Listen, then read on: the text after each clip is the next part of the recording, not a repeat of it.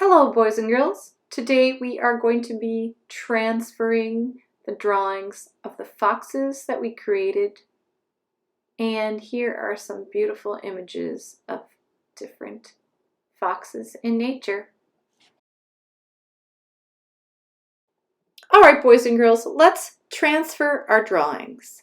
You can see I have a piece of plastic for you. This will work with any kind of material, but this is a piece of plastic.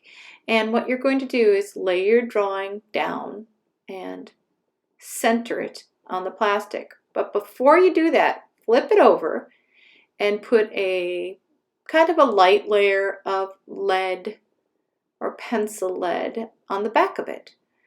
Now you can transfer anything this way by creating this thin layer of lead, or what they call pencil lead, on the back of a paper, and when you apply pressure, it's going to transfer a little bit of that drawing onto a different object.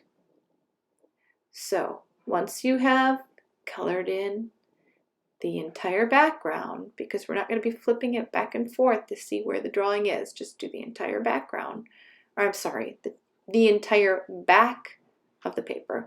Flip it over, center it or set it on your plastic. I may be giving you a piece of tape so it stays steady, and you're going to get out a pencil and retrace the line work. Very carefully. If you filled in the nose, you can fill in the nose again, but you're going to try and keep a steady hand and move very slowly so that your entire drawing is transferred onto this piece of plastic.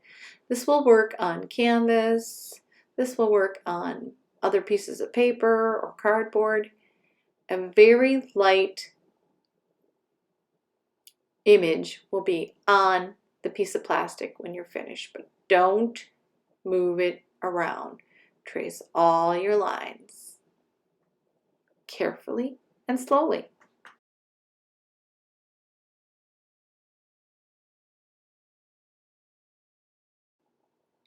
Boys and girls, you're going to have to give it a little bit of pressure.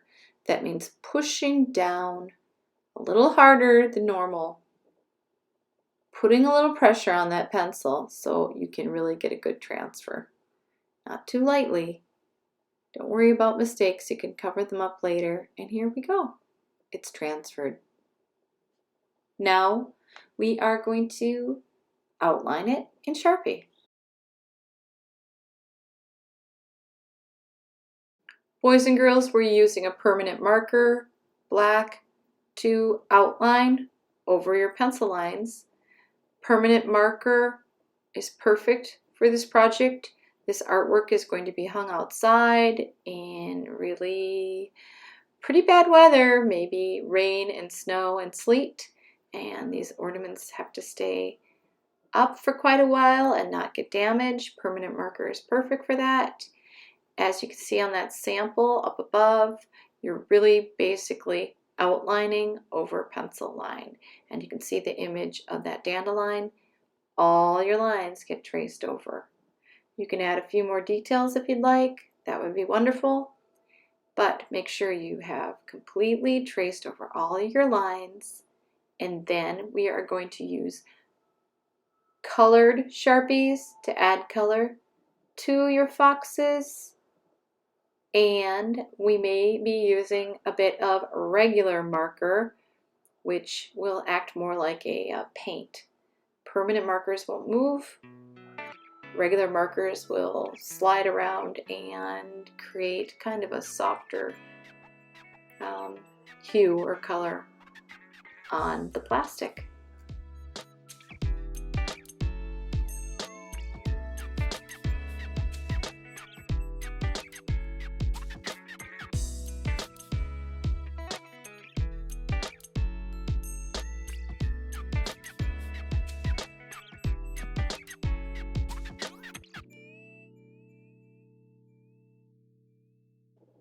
Well, boys and girls, the final step in this ornament is adding color with Sharpie markers and then adding some color with Crayola markers or regular markers that you might use in an art lesson. The permanent markers won't move or smear. The regular markers will start to act kind of like paint, and you can kind of use a little tissue. I use my fingertip in this lesson to kind of move some color around. Here I'm starting with that and I don't kind of like it, so I'm going to go with the permanent. And then I think the body in just a regular marker, or you can decide how you really want to finish this with color. Thank you, boys and girls. Enjoy yourself and be creative.